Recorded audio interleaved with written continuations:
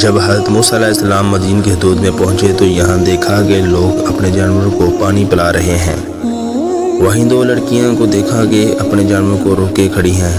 پوچھا کہ تم ان کے ساتھ اپنے جانوروں کو پانی کیوں نہیں پلا لیتی؟ الگ کھڑی ہو اور انہیں کیوں روک رہی ہو؟ انہوں نے جواب دیا کہ اس بھیڑ میں ہمارے بس کی بات نہیں کہ اپنے جانوروں کو پانی پلائیں۔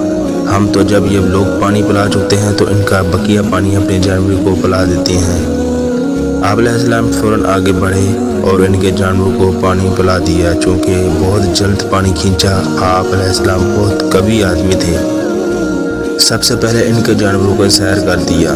یہ اپنی بکریاں لے کر اپنے گھر روانہ ہوئی اور آپ ایک درخت کے سائے تلے بیٹھ گئے۔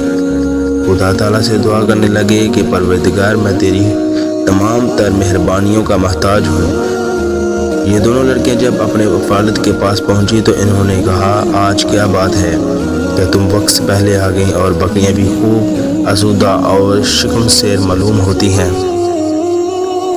ان بچی نے جو سارا واقعہ سنایا، آپ علیہ السلام نے حکم دیا کہ تم میں سے ایک ابھی چلی جائے اور انہیں میرے پاس بلا لائے۔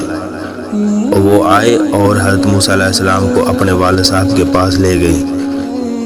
انہوں نے سرسری ملاقات کے بعد واقعہ پوچھا تو آپ علیہ السلام نے سارا قصہ سنایا۔ اس پر وہ فرمانے لگے، اب کوئی ڈر کی بات نہیں، آپ ان ظالموں سے چھوٹ گئے ہیں۔ ہم لوگ فرعون کی رعایا نہیں، نہ ہی ہم پر اس کا کوئی دباؤ ہے۔ اسی وقت ایک لڑکی نے اپنے باپ سے کہا، ابا جی، انہوں نے ہمارا کام کر دیا ہے اور یہ ہیں بھی قوت والے اور ایماندار شخص۔ کیا اچھا ہو کہ آپ انہیں اپنے ہاں مقرر کر لیجئے، یہ اجرت پر ہماری بکریاں چرا لیا کریں۔ باپ کو غیرت اور غضب آ گیا اور پوچھا، بیٹی، تمہیں یہ کیسے معلوم ہو گیا کہ یہ قوی اور امین ہے؟ بچی نے جواب دیا کہ قوی تو اس وقت معلوم ہوتی ہے جب انہوں نے ہماری بکریوں کے لیے پانی نکالا۔ اتنے بڑے ڈول کو اکیلے ہی کھینچتے تھے اور بڑی پھرتی اور سبکی سے۔ ایمانداری یوں معلوم ہوئی کہ میری آواز سن کر انہوں نے نظریں اونچی کی اور جب یہ معلوم ہوا کہ میں ایک عورت ہوں پھر نیچے گردن کر دی اور میری باتیں سنتے رہے۔ واللہ آپ کا پیغام پہنچانے تک انہوں نے نگاہ اونچی نہیں کی۔ پھر مجھ سے فرمایا کہ تم میرے پیچھے رہو، مجھے دور سے راستہ بتا دیا کرنا۔ یہ بھی دلیل ہے کہ ان کی خدا ترسی اور ایمانداری کی۔ باپ کی غیرت و حمیت بھی رہ گئی، بچی کی طرف سے بھی دل صاف ہو گیا اور حضرت موسیٰ علیہ السلام کی محبت دل میں سما گئی۔ اب حضرت موسیٰ علیہ السلام سے فرمانے لگے، میرا ارادہ ہے کہ اپنی ان دونوں لڑکیوں میں سے ایک نکاح آپ کے ساتھ کر دوں، اس شرط پر کہ آپ علیہ السلام 8 سال تک میرے ہاں کاٹ لیں، کام کاج کرتے رہیں۔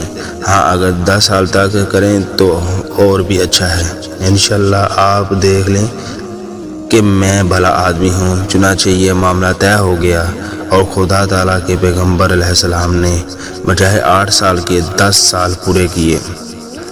یہاں سے حضرت موسیٰ علیہ السلام کا قصہ شروع ہوتا ہے۔ یہ واقعہ اس وقت کا ہے جب آپ علیہ السلام اس مدت کو پورا کر چکے تھے جو آپ اور آپ کے خسر کے صاحب کے درمیان طے ہوئی تھی، اور آپ علیہ السلام اپنی اہلیہ کو لے کر 10 سال سے زیادہ عرصے کے بعد اپنے وطن مصر کی طرف جا رہے تھے۔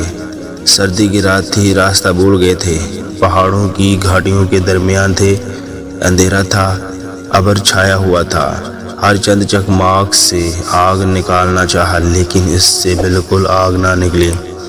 ادھر ادھر نظریں دوڑائیں تو دائیں جانب کے پہاڑ پر کچھ آگ دکھائی دی تو بیوی صاحبہ سے فرمانا، اس طرف آگ سی نظر آ رہی ہے، میں چاہتا ہوں وہاں سے کچھ انگارے لے آؤں تاکہ تم تاپ سینک کر لو اور کچھ روشنی بھی ہو جائے گی، اور یہ بھی ممکن ہے کہ وہاں کوئی آدمی مل جائے جو راستہ بھی بتا دے، بہر صورت راستے کا پتہ یا آگ مل ہی جائے گی۔